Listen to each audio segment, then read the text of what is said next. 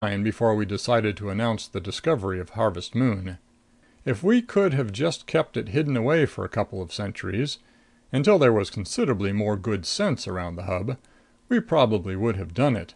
But somebody was bound to run across it sometime, and the stuff did look as if it might be extremely valuable. So we took the chance. And now you'd like to untake it? If it's still possible. Half the Fed Council probably would like to see it happen, but they don't even dare think along those lines.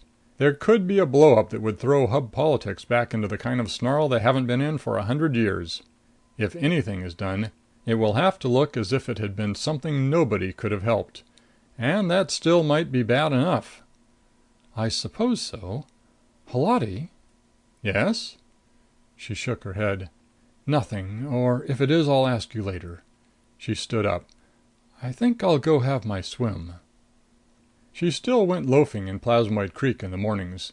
The bat had been identified as an innocent victim of appearances. A very mild-mannered beast, dedicated to the pursuit and engulfment of large moth-like bugs which hung around watercourses. Luscious still looked like the safest of all possible worlds for any creature as vigorous as a human being. But she kept the Denton near now, just in case. She stretched out again in the sun-warmed water, selected a smooth rock to rest her head on, wriggled into the sand a little so the current wouldn't shift her, and closed her eyes. She lay still, breathing slowly. Contact was coming more easily and quickly every morning. But the information which had begun to filter through in the last few days wasn't at all calculated to make one happy. She was afraid now she was going to die in this thing. She had almost let it slip out to Halati, which wouldn't have helped in the least.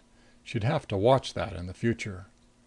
Repulsive hadn't exactly said she would die. He'd said maybe.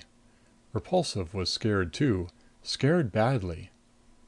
Trigger lay quiet, her thoughts, her attention drifting softly inward and down. Creek water rippled against her cheek. It was all because that one clock moved so slowly.